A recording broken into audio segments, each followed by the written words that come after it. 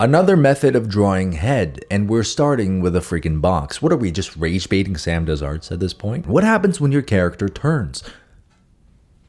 We still gonna use that square? Be for real, man. How can we improve this drawing? This drawing comes to us by... Male have more angular shapes compared to female. The eye socket. Hi there, my friend. Welcome. Hope you're having a great day so far. My day is about to be ruined because we are about to rate some TikTok art tutorials and shorten our lifespan in the process. Let's go. If you draw the side center line like this, he won't understand it even after 10 or 20 years.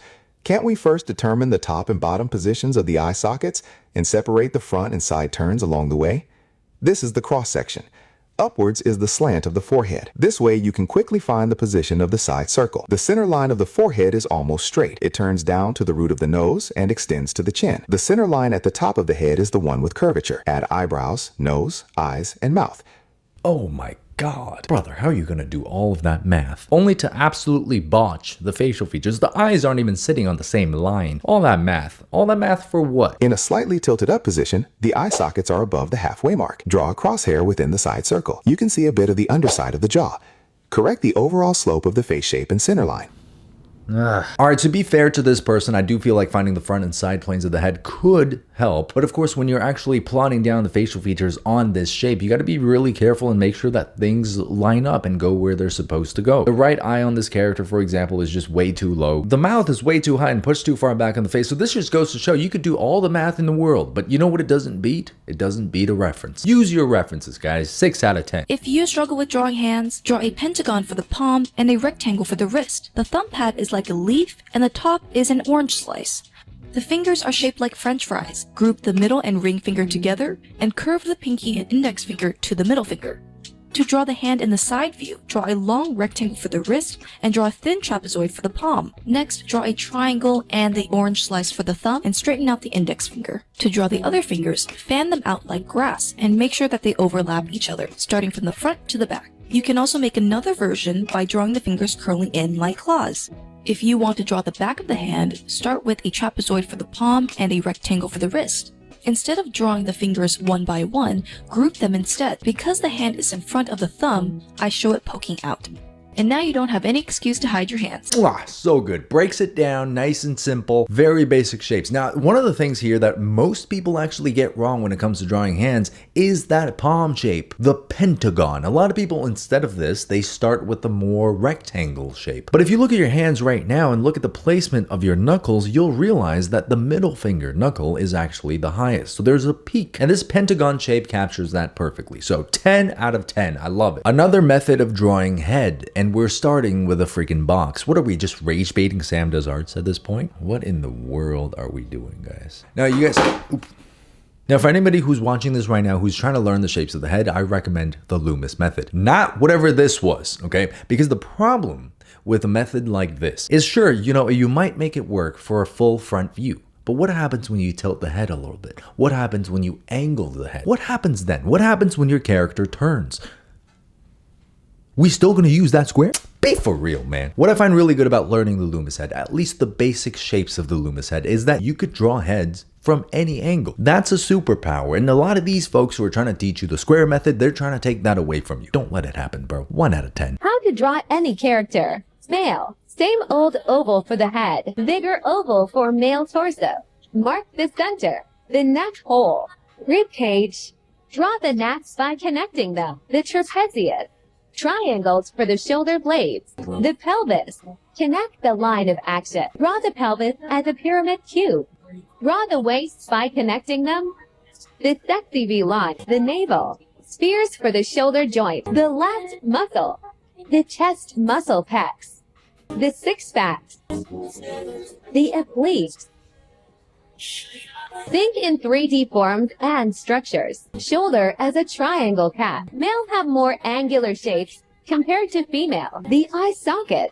That surprised me. That genuinely surprised me about how good it actually turned out. I don't see any fault with this. We're starting with the basic shapes here of the head, the rib cage, and the pelvis. Well, academically speaking, this is how you're technically supposed to go about drawing figures. So the only thing I would recommend on top of this is you actually find a reference for whatever character you're trying to draw, but 9 out of 10. I usually don't give too many art tips because I'm still learning, but this one could genuinely make all your drawings better. And there's a reason why I specifically know it and am good at it. And by the end, I'll tell you how to practice it. See, when I was in college, I studied industrial design. And in my classes, we learned a specific type of drawing that made your art look 5 minutes later. right, because we were trying to sell products. We needed it to feel, 5 minutes later. and it just made them so much better. I'm sure a bunch of you watching already know I'm talking about gesture, but 32 seconds just to get to the first point. Oh boy. so here was how we practice. Number 1, only use pens. No erasing, right? We want to feel confident in every single line that we do. Number 2, only draw from the shoulder. No little sketches, like none of that. If my teacher saw that, he would crumple up my paper. Everything had to be straight, confident, curving lines. You would always draw very light, and then the only way you were going to darken lines is by going over them with the same light stroke over and over until it becomes darker. And if you messed up, you just got a new page and you started again. And to drill this in, literally, the first like 2 months of us practicing, we only practiced cubes, circles, ellipses, and cylinders. What this did was keep the energy of your drawing flowing from your body onto the paper. The reason I know this will improve a lot of people's art is because I hear a lot of times people saying that their drawings are too stiff. But when I switched to character design, the only real problem I had was anatomy. I still do. I hope this helps someone. If you want me to show you physically how to do this, let me know. But yeah, again, I hope it helps. There we go. A minute 30 seconds of my life just to tell me to draw with a pen and for my arms. A minute 30 seconds that I'm never going to get back. 2 out of 10. Should have been an email. How can we improve this drawing? Look at this area of the cheek. And what you'll notice is that even though it's lit from above, it's for some reason darker on the bottom. So I'm gonna start here by unrendering the piece, introducing just basic values. And as I do this, I'm going to allow these values to become darker towards the bottom of the piece, finishing with a much darker framing here under the chin. When I look at these lips, I'm gonna consider some similar ideas and then bring some darker values here into the nose as well, just to make it feel a little more solid. When I look at the forehead, it's actually slightly rounded, which means I want it to be brighter in the middle and then a little bit darker on either side. The same thing is going to be true here for the eyes, where I want the eyes to be a little bit brighter in the middle and then get darker towards the edges. I want to look at the hair, where there really just aren't very many dark values at all. So I'm going to begin to bring in some of these darker values in order to give the hair more depth. Alright, so with that being said here, let's go ahead and let's check the before versus after. And make sure to post your drawing. I'll improve the top comment. How about that? Very good. Great job with the rendering, Kenton. I do think it actually looks a lot better and does make a lot more sense. But I'm going to be a pain in your butt, okay? If it were up to me, the rendering is the least of my concerns here. The biggest thing, the eye that's closer to us, this character's right eye, is falling off the side plane of the face. All you gotta do to fix that is open Liquify, take the entire side plane of the face, and move it up a smidge. And then it'll make a lot more sense. But you know what? Good job with the rendering, Kenton. 8 out of 10. Here's an art tip so you can draw hips so they don't look like this. The first thing you're going to want to do is draw an ellipse and then draw a triangle shape connected to the corners. Add in these 2 wedges and then connect your thighs. If we take a look at some characters, you'll see that this strategy is actually used in almost all art styles. Next, remember when you're drawing it at an angle, just think of it as a 3D shape. This will make it a lot easier, but keep in mind the pelvis is about the same width as the shoulders. And if your hips still look like this, Damn! Oh my god, these are wide hips. But you know what? It does work. One of my favorite ways to draw the hips is to pretend there's a triangle, like an underwear, or like it's the pelvis joint of an action figure. Getting that triangle in there really helps you get a sense of the 3-dimensional form of the hips and the buttocks. Good job. 8 out of 10. Beginners avoid studying fundamentals, calling it their style, and get mad when they stay at the beginner level for years. Oh my god, bro. Who hurt you? This guy just came in swinging.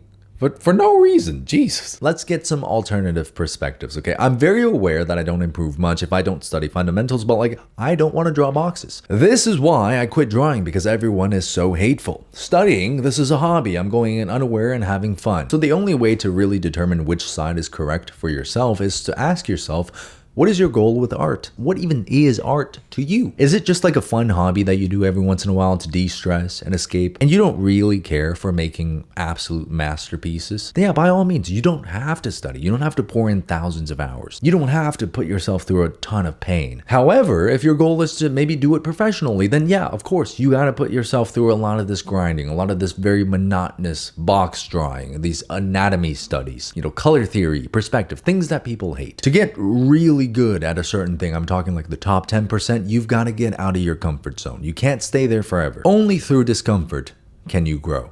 And that applies to everything else in life. 5 out of 10. I mean, you're not wrong, but there's also no reason to hate on people who are just doing it for fun. Well, look at that. Speak of the devil. Art fundamentals you need to learn. Let's see.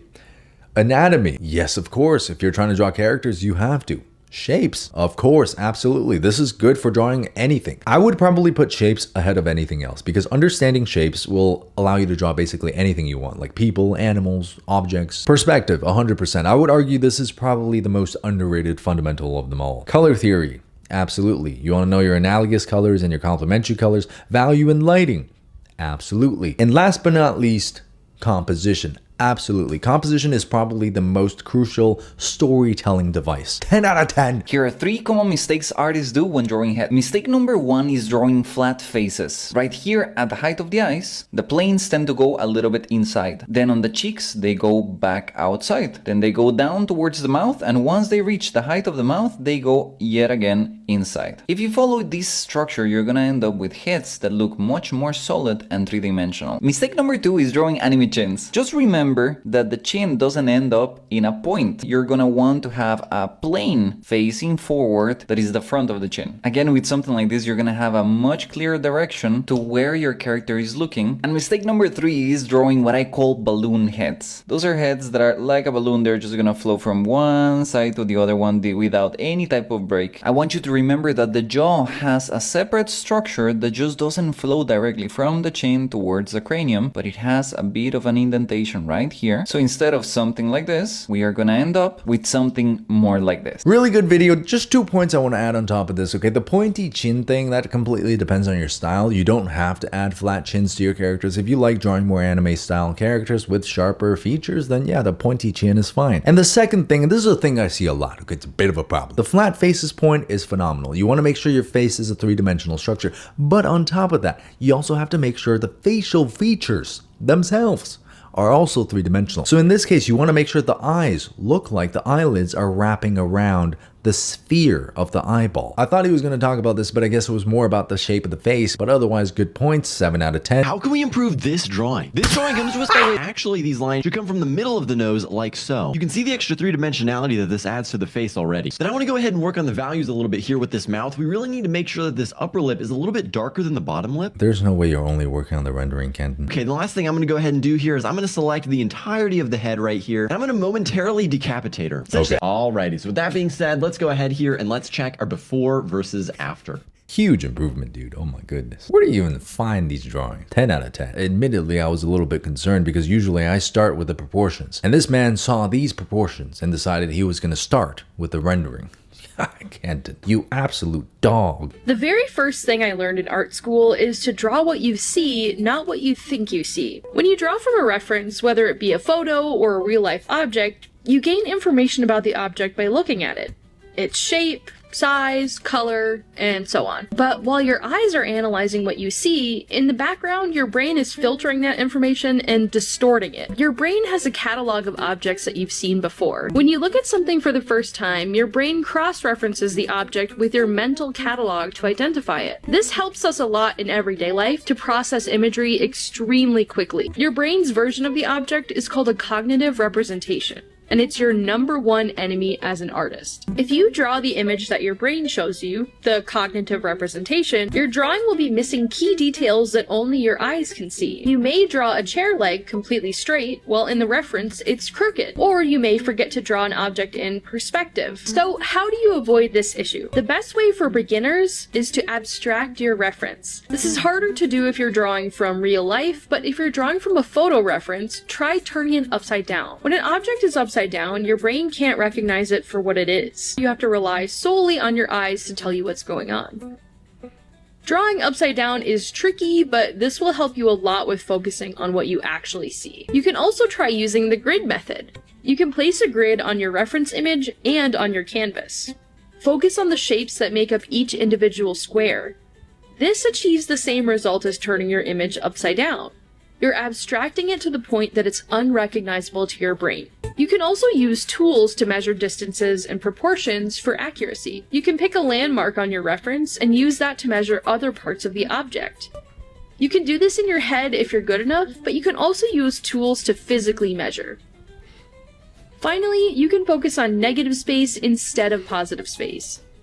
Negative space is already more abstract than the positive, and it's an excellent way to capture the correct shapes and proportions. I love this video, guys. Very in-depth. She tells you why, and she provides you a bunch of solutions. Absolute peak TikTok tutorial. But a couple of these drawing methods I don't really completely agree with, okay? When you're drawing something upside down, for example, the only thing that you're practicing at that point is just raw observation. You're just fitting things into certain parts of the page. Same thing with the grid method. The only thing you're practicing is you're just cross-referencing where things line up on a grid. You might say, hey, that doesn't seem so bad if I can get an accurate drawing. And no, it's not that bad, but it's not actually adding useful information into your mental library for future reference. The point about measuring, cross-examining, and finding relationships between distances on the subject, I think that is great. That is a method that I've used, that is a method that I've lived by, especially useful if you're drawing something that is kind of repeatable, like portraits. But regardless of which solution you choose, that's a 10 out of 10. And with that, we're gonna end on a high note. I feel like today's videos were actually pretty good. Not bad at all. Not too many years taken off of Unk's lifespan. Subscribe to my channel if you guys want to see more art-related content. Check out my Patreon for monthly art tutorials. In my most recent one, I teach you one of the most important expressions of them all, the smile. Go check it out, guys. Thanks for all your support. I love you very much. Appreciate you very much. Thanks for watching all the way to the end, and thanks for being a real one. Truly, thank you. I appreciate it.